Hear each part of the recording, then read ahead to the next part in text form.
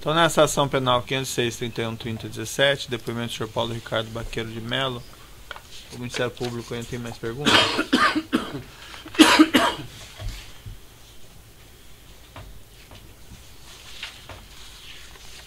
Uma pergunta aqui. O senhor mandou para o Marcelo uma matéria jornalística do UOL.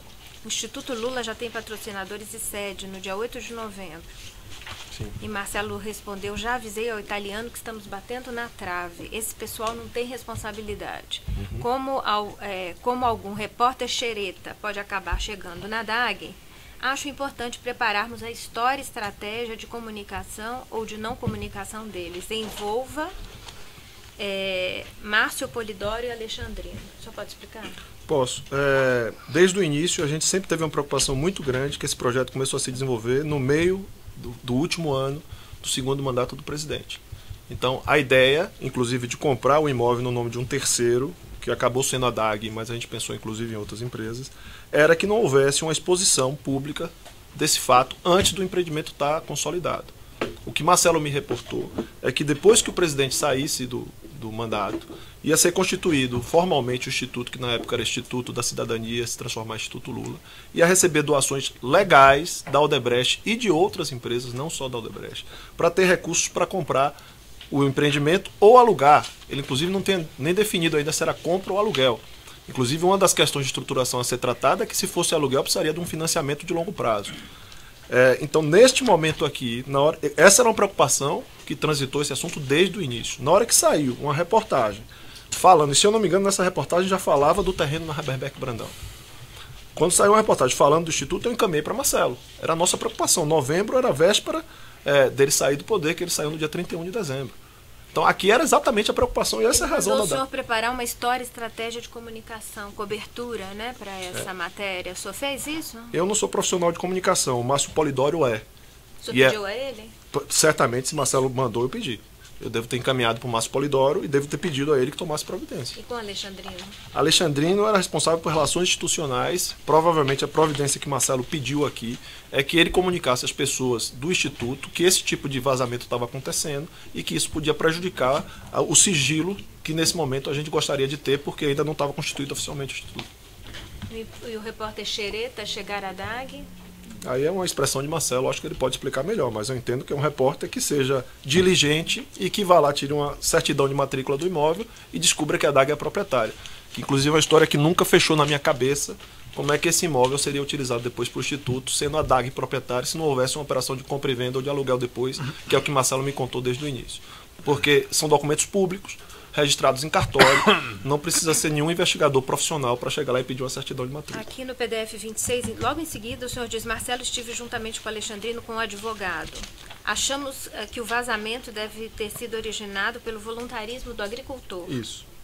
Aí eu me atrapalhei. Essa linguagem cifrada que o senhor vai usando? Não, na verdade eu estou falando com o Marcelo. Marcelo se referia a essas pessoas dessa forma. Eu não acho. Na verdade, me atrapalhei, né? Porque aqui o senhor se refere a agricultor? É José Carlos Bulay. Eu me atrapalhei. O nome é pecuarista que Marcelo usava. E eu chamei de agricultor. Mas aqui foi eu que me enganei. Aqui o senhor disse que pediu a Alexandrino que conversasse com ele o mais rápido possível para controlá-lo. Sim, para ele deixar. Se por um acaso era ele que estava soltando esse tipo de vazamento, que foi a desconfiança que se teve, para ele parar de fazer isso, porque isso estava prejudicando o empreendimento. O agricultor aqui é o José Carlos Bulay, eu me atrapalhei em vez de usar pecuarista, que era o termo que o Marcelo usava. O senhor disse aqui que alertou também o comprador na resposta. Que é a DAG, né? Deveria ter falado com mais alguém? Sim, eu deveria informar mais alguém a respeito dos cuidados que precisava tomar. Sobre o documento de confissão de dívida em seguida, o senhor já referiu. Com relação ao documento 29. Eu disse: Marcelo, fui procurado pelo pecuarista hoje. Ele irá providenciar a devolução dos recursos conforme acordado anteriormente. Isso foi uma mensagem que eu recebi do meu gerente financeiro, João Alberto Louveira, dizendo que o José Carlos Bulay tinha combinado com o Marcelo devolver alguns recursos. Eu depois, inclusive, no último depoimento que eu prestei, vi depois no depoimento dos outros réus que esse tema foi tratado. Avisei Marcelo, tem a resposta de Marcelo, me esqueci de lhe falar, foi o que combinamos na sexta, então entendo que ele combinou isso com o Bulay, eu avisei ao Louveira que providenciasse isso, ele informou o pessoal de operação estruturada e devolveu parcialmente, parte daqueles 3 milhões que foi pago em Caixa 2 foi devolvido. Se refere então ao valor de Caixa 2, dos 3 milhões? Essa devolução foi feita via operação estruturada, então é Caixa 2 também.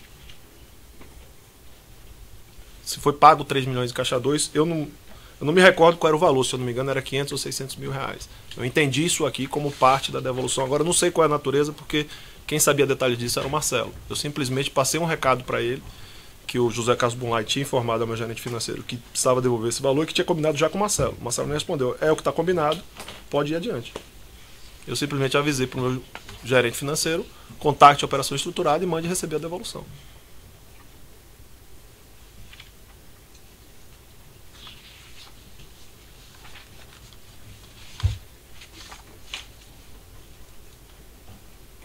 Aqui o senhor manda no 31. Marcelo, estive quinta-feira com o nosso parceiro no assunto imóvel no Ibirapuera e ele comentou comigo da possibilidade alinhada com você de provisionarmos custos adicionais de manutenção de 1 milhão a 2 milhões. Aqui o nosso parceiro... Demerval, a DAG. E custos adicionais de manutenção? Eu entendo, isso é junho de 2011, já tinha mais de 8 meses da aquisição do imóvel, estava parado lá. E o senhor pergunta se quer que providencie com Novos... o apoio de HS. E Huberto Silva. E o senhor providenciou? Não foi necessário. O Marcelo disse apenas se precisasse, que não precisava provisionar, se precisasse o gasto, que apenas informasse ao Huberto. O que aconteceu aqui é que logo depois o então ex-presidente visitou o imóvel junto com a primeira-dama, me parece que não gostou do imóvel e desistiu. Então a gente comprou o imóvel da DAG, então não tinha mais sentido fazer esse tipo de provisionamento. Acho que foi logo depois aqui dessa data, de junho de 11. Se eu não me engano, se eu não estiver equivocado aí com a cronologia.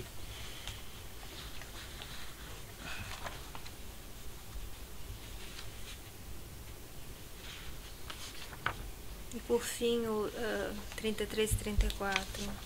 O senhor diz, Marcelo, o assunto do Instituto está evoluindo para a venda do imóvel atual e compra de um outro por solicitação dos interessados.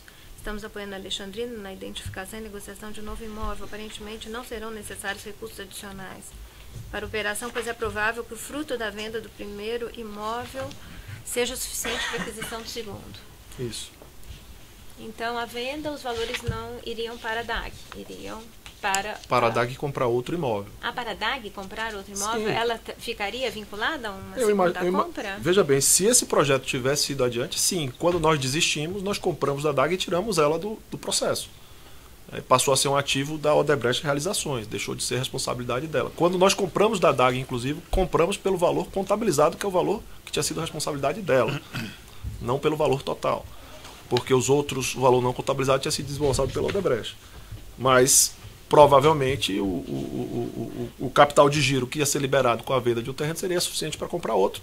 Se é que a DAG ia permanecer. Se a DAG ia permanecer, a gente ia ter que ver outra equação.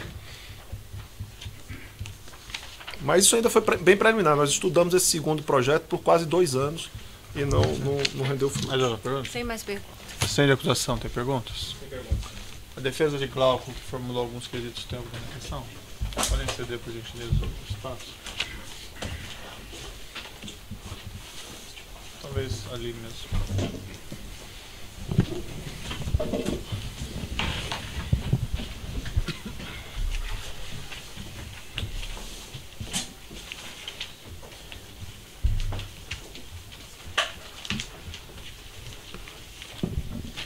Sérgio Palomares, pela defesa de Glaucus, da Costa Marques.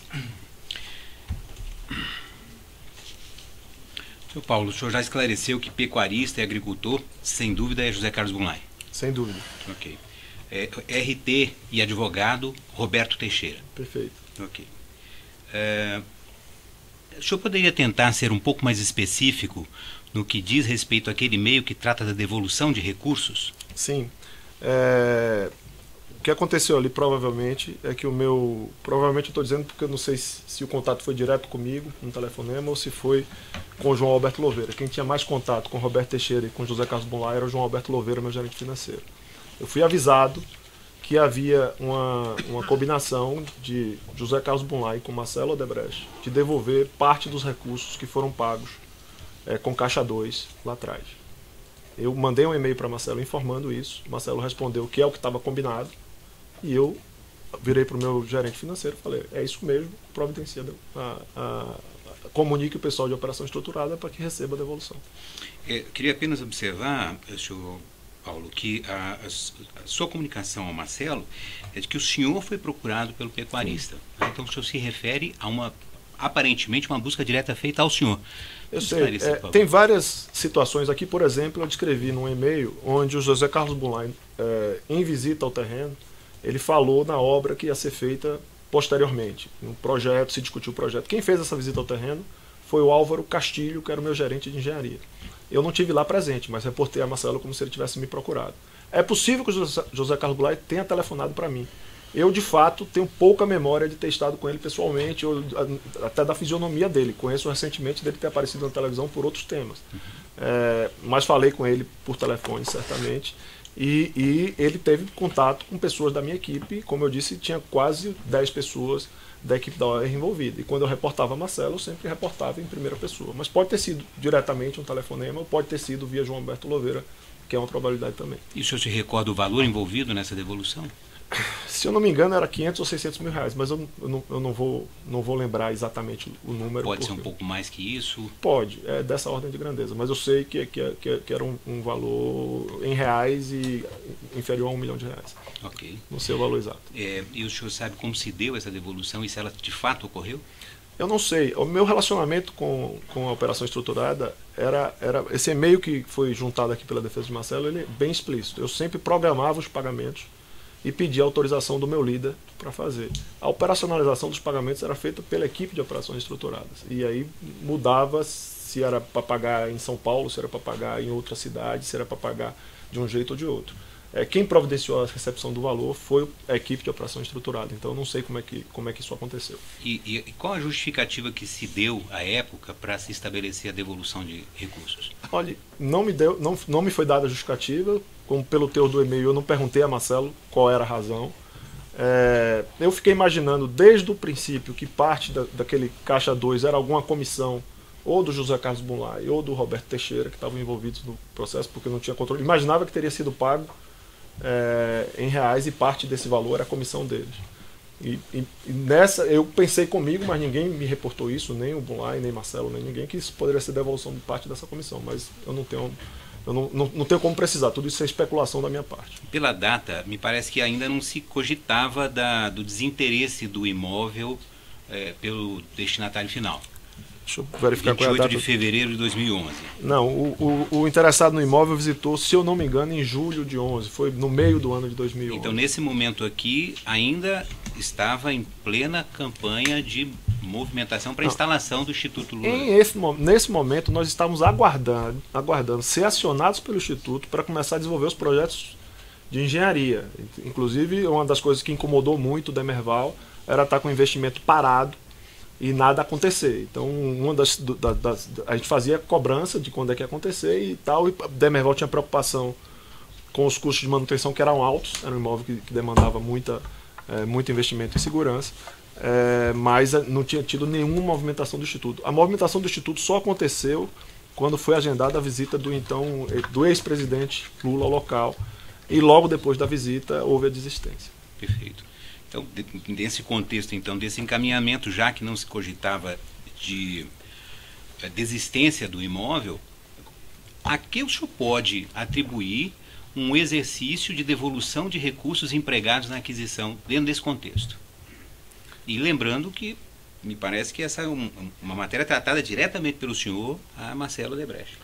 Veja bem, eu só consigo imaginar que seja alguma comissão de um dos intermediários, e os intermediários para mim nessa época eram o senhor Roberto Teixeira e o José Carlos Bunlai, que foi acertado de devolver. É isso que eu consigo imaginar. Mas, de novo, eu estou especulando, ninguém me disse isso. Nem o Marcelo me disse isso, nem o José Carlos Bunlai, nem meu gerente financeiro, eu nunca escutei isso de ninguém. Mas eu estou especulando.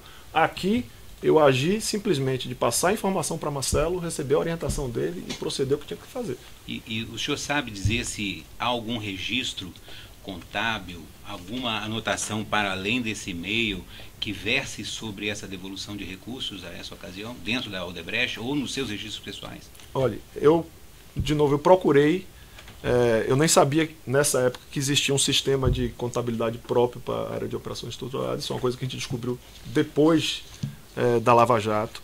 Quando nós estávamos fazendo o acordo de colaboração, eu procurei registro, como sabia que tinha desembolsos em Caixa 2 desse projeto, eu pedi às pessoas que operavam o sistema que procurassem registros a respeito do Instituto Lula. Só que naquela época, nem as pessoas da Odebrecht que estavam operando sabiam operar esse sistema direito, porque era um sistema próprio da equipe de operação estruturada, que era uma equipe muito pequena e ninguém estava participando nesse momento que a gente estava fazendo pesquisa. E não se encontrou nada. Tanto que aquele documento do pagamento da offshore foi encontrado, se eu não me engano, em julho de 2017. O acordo nosso é de novembro de 2016. Então, em novembro de 2016, a gente ainda não tinha aquele documento, porque as pessoas que estavam operando o Drauzes, mesmo tendo sido pedido por mim, e acredito também que pela defesa de Marcelo, que também relatou esse processo, não encontraram esses documentos lá.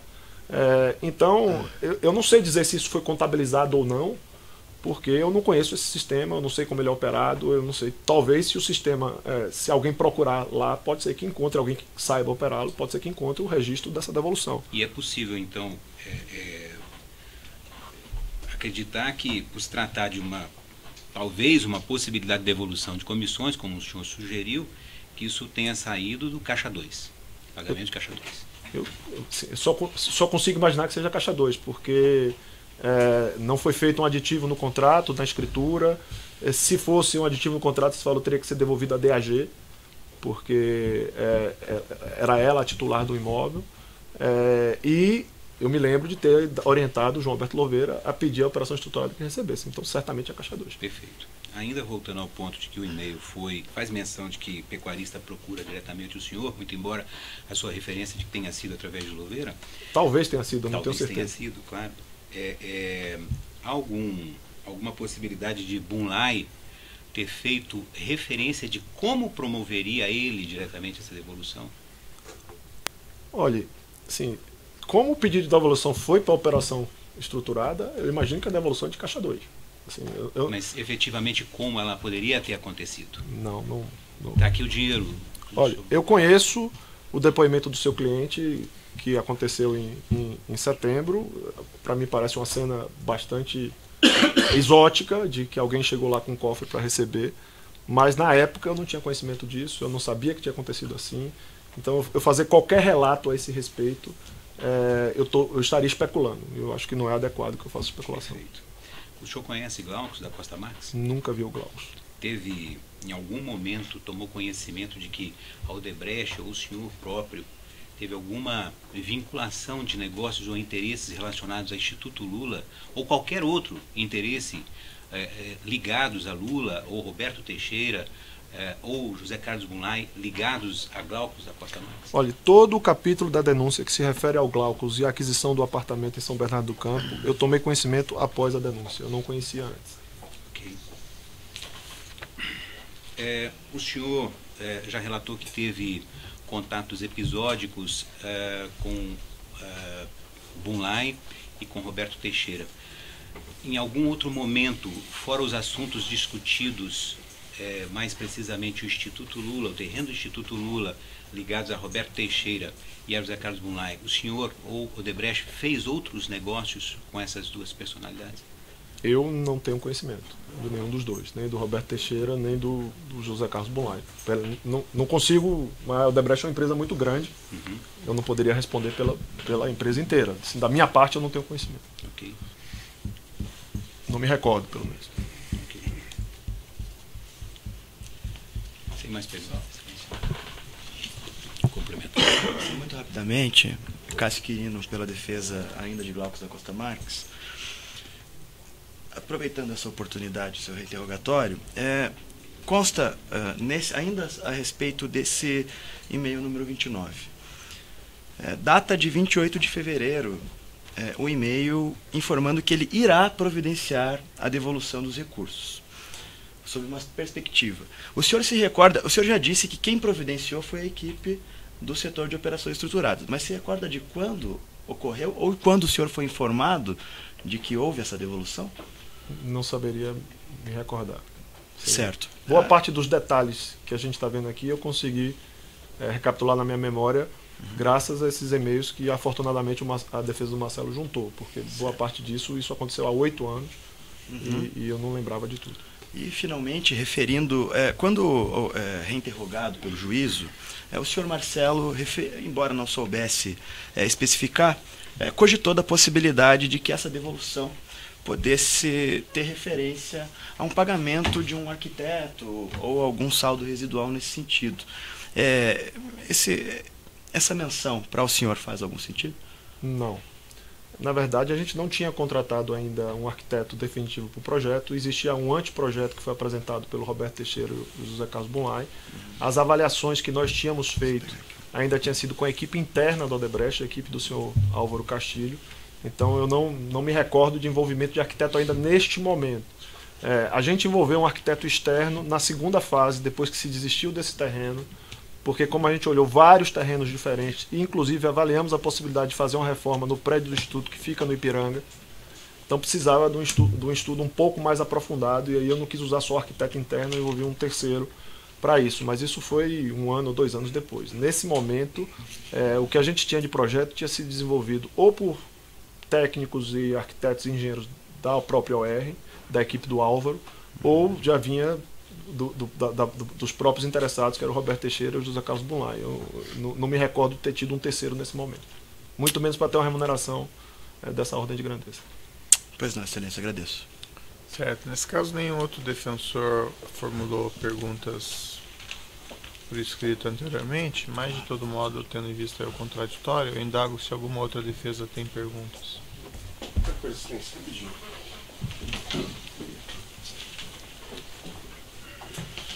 Boa tarde, Sérgio Avarenga, pela defesa de Roberto Teixeira. Especificando o que o senhor falou aqui agora, só para ser um pouco mais preciso, o senhor falou que depois da desistência do presidente Lula em relação a esse imóvel, o senhor ficou mais 2 anos trabalhando nesse projeto, é isso? O senhor procurou outros imóveis, é isso? Procuramos. Sua equipe procurou outros imóveis? Algumas dezenas de imóveis. Inclusive, isso faz parte do meu acordo de colaboração. Os documentos de prospecção, acho que tem a opção de compra. Se eu não me engano, nesse momento a gente opcionava os terrenos, inclusive no nome da DAG, porque ela continuava parceira nossa para isso. Existem estudos de arquitetura que foram feitos, tiveram várias reuniões, algumas que eu participei no Instituto Lula com o senhor Paulo Okamoto, para tratar disso, discutir se o prédio ia ser próximo de metrô, se não ia ser próximo de metrô, quantos funcionários iam trabalhar, qual era a configuração, etc. Foi feito um trabalho um pouco mais extenso, mas que não teve êxito. E só para encerrar, o advogado Roberto Teixeira teve alguma participação nesse processo? Não me recordo da participação dele. Nesse momento, o contato foi diretamente com o pessoal do Instituto, o senhor Paulo Okamoto, e nem o Roberto Teixeira, nem o José Carlos Bunlai. Não me lembro nenhum dos dois. Muito obrigado. Outros defensores têm questões? Pode alcançar o microfone, doutor.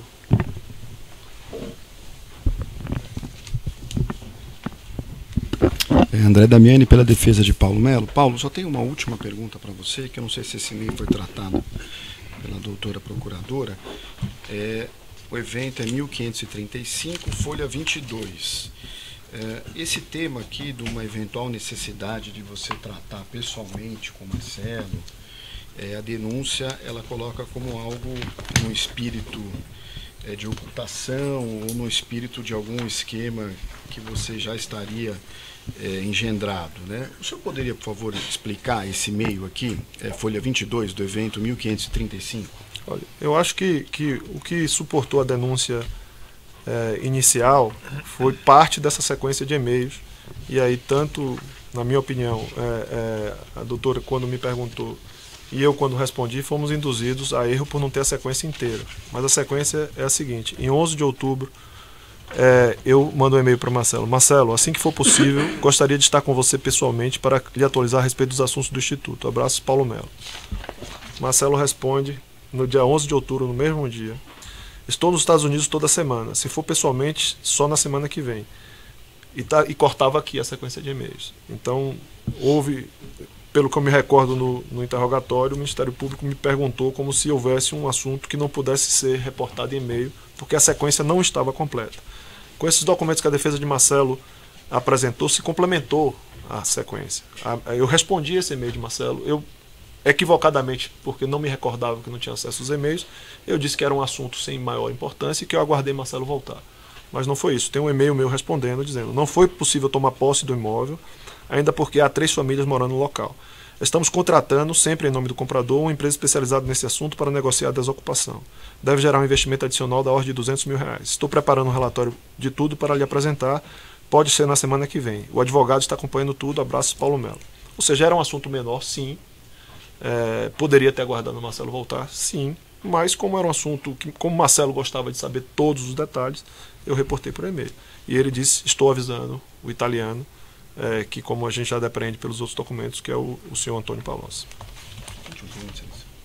Senhor Paulo, como esse interrogatório é a chance do senhor eventualmente dividir tanto com os outros procuradores como com o juízo uma reflexão, uma palavra final em sua defesa, eu gostaria que você, se tiver interesse, fizesse uma reflexão da sua culpa nesses episódios, comparando com aquilo que lhe é atribuído. Olha, quando a doutora Isabel estava me interrogando, eu já expressei isso, mas me desculpe, excelência, se eu vou repetir agora. Eu não tenho dúvida dos erros que eu cometi aqui. Eu não tenho dúvida que pagar 3 milhões de caixa 2 é um equívoco. Eu aprendi isso. Tenho certeza que a Odebrecht Realizações aprendeu isso. Tenho certeza que hoje a empresa não admite nem tolera caixa 2 nem para comprar terreno, nem para vender apartamento e nem para pagar fornecedor. Eu tenho certeza que a gente aprendeu isso. Agora, em nenhum momento, sei que Marcelo falou diferente aqui, eu não sei se ele se confundiu, porque ele tinha muitos assuntos, mas em nenhum momento Marcelo virou para mim e disse: Paulo, nós temos uma dívida referente a valores de obras públicas e vamos pagar essa dívida pela dação desse imóvel. Tem 2 problemas para isso ir adiante. Tecnicamente, qualquer especialista em projeto imobiliário vai responder que é impossível você ocultar uma operação desse tipo no longo prazo. Não tem como. Isso está registrado em cartório de registros públicos, está lá, seria uma crença infinita na impunidade. Que ia chegar lá e ia encontrar o registro, o instituto ia estar usando o imóvel sem pagar por ele e ninguém ia questionar, porque ia estar no cartório registrado. Certo? Então, tecnicamente seria impossível. E mais do que isso, eu liderava uma equipe de arquitetos, de engenheiros, advogados, técnicos, cujo core business era comprar terrenos, construir imóvel e vender para pessoas físicas e jurídicas. Essas pessoas, elas entraram nesse negócio acreditando que iam comprar um terreno, construir um imóvel e vender ou alugar. Eu não ia atrair a confiança dessas pessoas que trabalhavam comigo há anos, colocando eles como instrumento de lavagem de dinheiro, pura e simplesmente enganando a eles. Como não faria isso com o Demerval também, que eu conheço há mais de 20 anos. Então, basicamente, desculpe a indignação, mas... Certo. O juiz não tem questões a serem colocadas nesse caso, então pode interromper a gravação. O senhor assine aqui.